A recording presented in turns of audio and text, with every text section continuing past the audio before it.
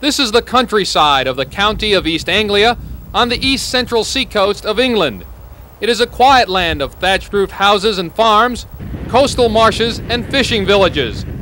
Near the town of Woodbridge is the Rendlesham Forest, 10,000 acres of Scotch and Corsican pine, forested by the British government.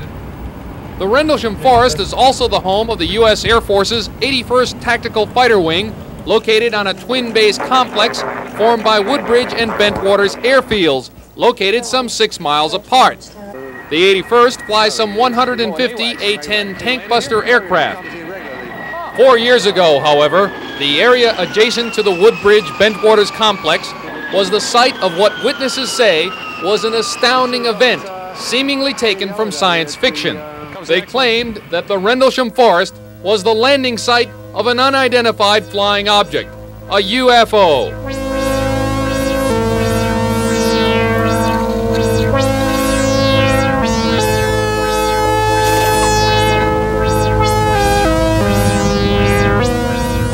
One of the witnesses is mechanic Jerry Harris, who owns a car repair shop just off the runway at Bentwaters Field. I suppose it must have been there, as far as I know, for 3/4 of an hour. Must be something like that. And all of a sudden, I blinked and it was gone. Gordon Levitt, a game warden who lives in Orford near Woodbridge, saw it too. First of all, it looked as though it was an aircraft. The light was coming in, it appeared to be quite slow, and then it speeded up and it came towards the lodge. And the closer it got, the more I realised it was not an aircraft. The British tabloid press had a field day with reports of the incident, with stories of flying saucers, mysterious lights, and even aliens. The Times of London, however, dismissed the incident and poked fun at the other newspapers. It quoted this man, Vince Thurkettle, a forester who works near the alleged landing site. Thurkettle told CNN that the UFO was merely a beam of light from the nearby Orford Lighthouse. But if you didn't know it was a lighthouse, if you thought it was something small, maybe 2-3 meters across, pulsing white in the forest, yes, it looks as if it's within the trees, and it does appear to light up the trees as well. But Gordon Levitt, the game warden, who is also familiar with the forest, dismissed the lighthouse theory outright. At the moment we're standing on the Orford Quay, and quite clearly you can see the lighthouse over there flashing, and the light from the UFO was totally nothing like the light from the lighthouse. What makes the Bentwaters Woodbridge UFO incident unique is that this official U.S. Air Force report, obtained under the Freedom of Information Act, documents 2 UFO incidents that were intensely investigated by the Air Force. It states, early in the morning of December 27, 1980, 2 Air Force security police patrolmen saw unusual lights outside the back gate at RAF Woodbridge. Thinking an aircraft might have crashed, they called for permission to investigate. The on-duty flight chief allowed 3 patrolmen to proceed on foot. The individuals reported seeing a strange glowing object in the forest that was metallic in appearance and triangular in shape, approximately 2 to 3 meters across the base and 2 meters high. It illuminated the entire forest with a white light. The object had a pulsating red light on top and a bank of blue lights underneath. It was hovering or on legs. As the patrolman approached, it maneuvered through the trees and disappeared. The next day, 3 depressions, 1.5 inches deep and 7 inches in diameter, were found where the object had been sighted on the ground. The following night, the area was checked for radiation. Beta-gamma readings of 0.1 millirens were recorded with peak readings in the 3 depressions and near the center of the triangle formed by the depressions. A nearby tree had moderate readings on the side of the tree toward the depressions. Later in the night, a red sun-like light was seen through the trees. It moved about and pulsed. At one point, it appeared to throw off glowing particles and then broke into 5 separate white objects and then disappeared. Immediately thereafter, 3 star-like objects were noticed in the sky, 2 objects to the north and 1 to the south, all of which were about 10 degrees off the horizon. The objects moved about in sharp angular movements and displayed red, green, and blue lights. The objects to the north appeared to be elliptical and then turned to full circles and remained in the sky for an hour or more. The object to the south was visible for 2 or 3 hours and beamed down a stream of light from time to time. Numerous individuals, including the undersigned, witnessed the activities in paragraphs 2 and 3. Signed, Charles I. Halt, Lieutenant Colonel, United States Air Force, Deputy Base Commander. No, I think I saw a UFO. Some kind of a spaceship from someplace not of this earth. Airman Gregg is a former Air Force security policeman who says he was a witness to the second of 2 UFO landings on consecutive days in December 1980 outside the U.S. Air Force Base at Woodbridge, England. Those events were documented in this official U.S. Air Force report released under the Freedom of Information Act. According to the report, in the first encounter before daybreak, 3 security policemen saw a luminous metallic object and followed it through the forest as it maneuvered through the trees and then disappeared. After daybreak, this now retired security police master sergeant went to the site of the incident, along with others, to determine what had happened. To protect his current government job, he asked not to be identified. And in the approximate location of this alleged craft landing in the wooded area, I found what appeared to be 3 depressions in the ground. The ground was rather soft at that time, but 3 depressions in a triangular pattern. But it turned out that they were 12 foot equidistant from each other, measured from center to center. An officer who accompanied Master Sergeant G corroborates that account, but since he is still on active duty, he too asked for anonymity. Both he and the sergeant said they took photographs of the physical evidence. I took the pictures and we thought we had some evidence, but when the pictures came back, they were all whited out. There was nothing on the film itself or on the negatives. Because the site of the incident was located on public land between the 2 air bases, British police were also called in to investigate.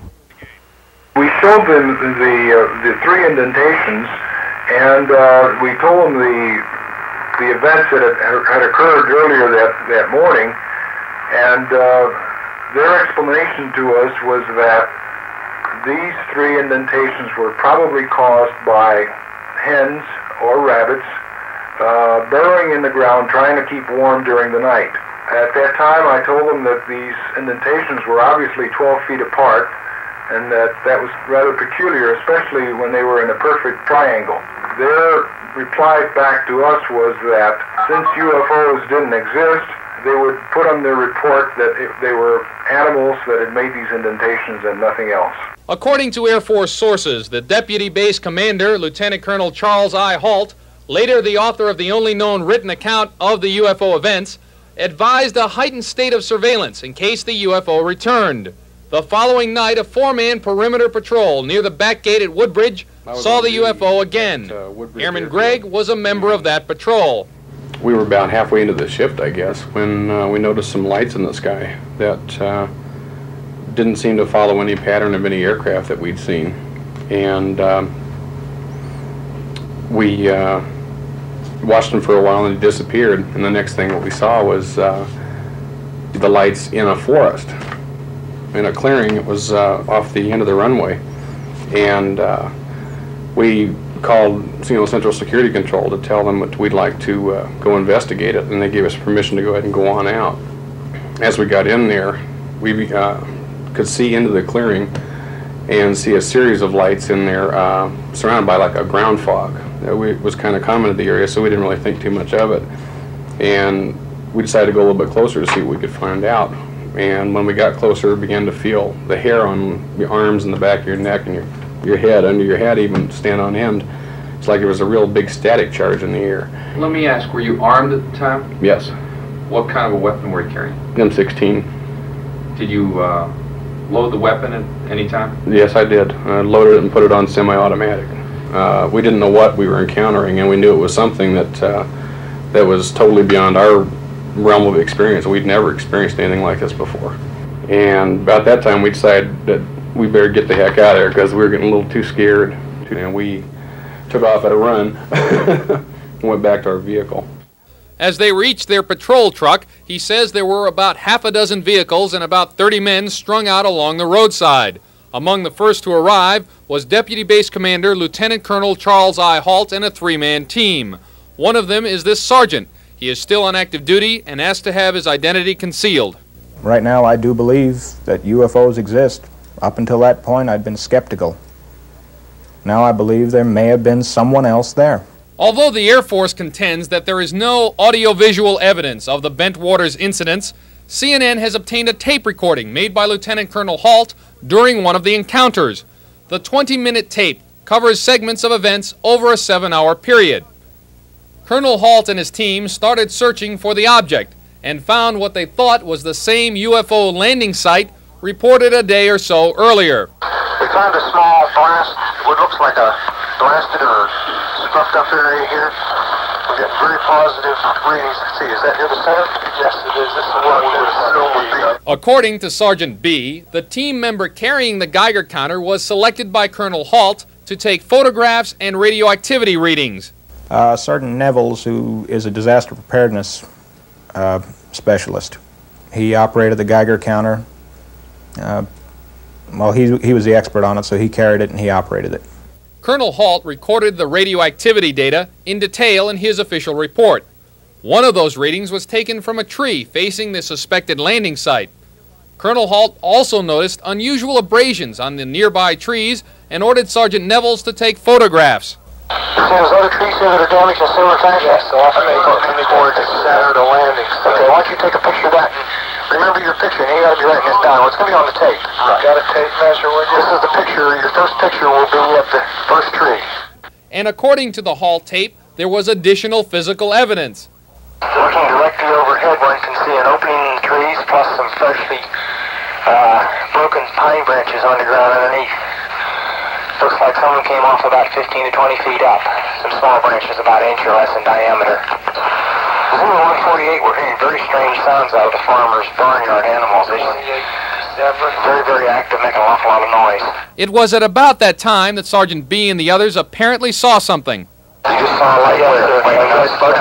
Where? Right in this position here, straight ahead, in between the tree. There it is again.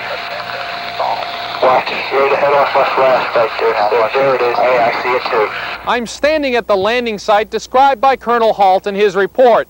Behind me is the light from the Orford Lighthouse. It flashes every 5 seconds and is less than 10 miles away. The question remains, however, how could Colonel Halt and his men mistake that light on 2 different nights for something radically different? Critics say that the light the men saw also appeared at roughly 5-second intervals, and so the lighthouse beacon must be the source of the light. Here's what happened when we synchronized the Halt tape, noting each sighting with the lighthouse beacon. The initial sightings, at least, appear to coincide. You just saw a light where?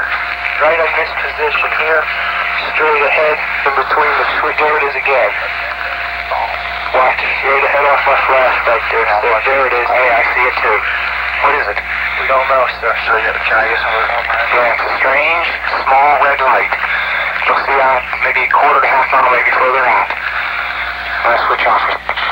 The light is gone now. It was approximately 120 degrees from the site. Is it back again? Yes, sir. We asked Sergeant B if he and the others could have been mistaken. I've never once seen a lighthouse that moved. And this object moved because we followed it.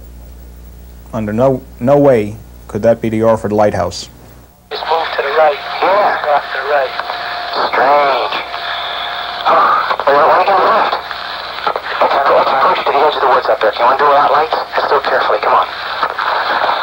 Okay, we're looking at the thing. We're probably about 200 to 300 yards away. It looks like an eye winking at you. It's still moving from side to side. And when you put the star scope on it, it sort of has a hollow center, a dark center. It's like a pupil of an eye looking at you and winking. And the flash is so bright to the star scope that it almost burns your eye. Later, Colonel Halt and his men are recorded observing other objects. His report describes a red sun-like light that threw off glowing particles and broke up into 5 separate white objects. Immediately after, they noticed another object in the sky. It's moving out fast. This one on the right's heading away too. Yeah, go heading north. Okay, here he comes from the south. He's coming toward us now. Now we're observing what appears to be a beam coming down to the ground. This is unreal. On the Halt tape, he and others continued to observe the objects for several hours, and Halt noted it in his report. Colonel Halt would not comment officially to CNN about these strange incidents. My first impression is that I thought they were children, because my mind wouldn't accept what I was seeing. I thought they were children in snowsuits. Larry Warren says he's willing to risk ridicule to tell about his encounter with what he says appeared to be alien beings. Larry Warren is today a sales representative for a medical company living and working in a typical suburban community. But a little over 4 years ago, as an enlisted man in the U.S. Air Force, he claims he had a most untypical experience when he came face to face with something he admits he has trouble describing. Warren was assigned to security at the Bentwaters Woodbridge Air Force Base complex in England. He says he was a witness to the second of 2 UFO encounters on succeeding days in the forest separating the 2 bases. And CNN has found, except for Warren's description of the alien beings, others who were there who have given strikingly similar accounts of the UFOs. Well, it was predominantly, it looked like a fire at first. That's what we thought it was. So it was more like a red or reddish-orange color, but it had other colors moving around in it. We saw flying objects containing maybe other people or another life form. There were a number of different phenomena seen. A triangular luminous flying object with a red light on top and a series of blue lights underneath. A circular translucent ground-hugging disc. Various lights moving erratically about the night sky, one of which occasionally beamed a shaft of white light downward, and a luminous pulsating red-orange sphere. Didn't look solid at all. It just looked like a self-admitted, piece of light. It was just odd. It seemed like it was no sooner there that it blew up.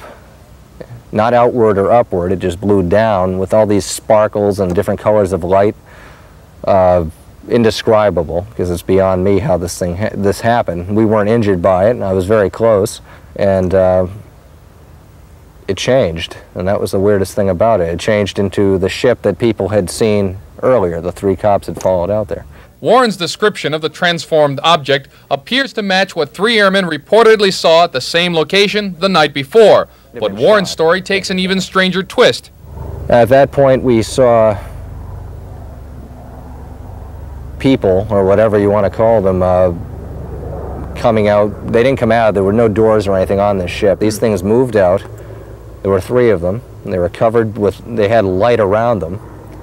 And it, they came out, they stood there, and they actually floated to make it more complicated. Beings, exactly. No threatening motions were made at us by them. They didn't communicate with me at all. Our base commander was there. Who was your base commander? Lieutenant Colonel Gordon Williams. The official Air Force response is that Williams, now a general, did not witness the alleged incident. CNN has contacted 2 airmen who Warren says were present that night.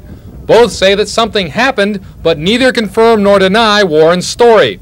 A non-commissioned officer who helped conduct a subsequent investigation of one of the reported landing sites says his superiors seem to have little interest in pursuing it. Things seemed to be clamped down quite suddenly, and nobody was talking to anybody else about it. And when I tried to find or ask specific questions about things, nobody knew anything. Larry Fawcett is a full-time police detective. He is also the co-author of a book which uses government documents to support its argument that there has been an official cover-up of the UFO experience. He says military personnel have good reason to be reluctant to talk about their experiences. The reason for them not talking is usually that they've been threatened, or they fall under the regulation JNAP 146, which talks about if anybody talks about UFO events that have been reported in the military, they're subject to fine, loss of pension and retirement and every other thing, and even jail time. CNN began asking the Air Force for information about the Bentwaters UFO incident 6 months ago. Throughout, the Air Force has been slow to respond.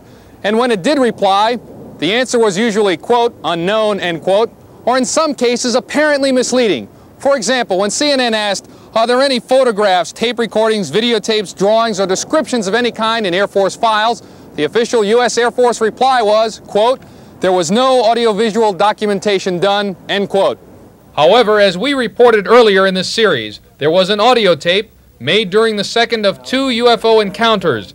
CNN has also found an officer who says he drove the base commander to a waiting airplane to deliver what he was told was a motion picture film of one of the UFOs.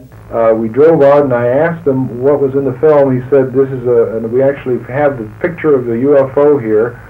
And he got off the Jeep, went to the aircraft, handed the film to the pilot, the canopy closed and the aircraft took off.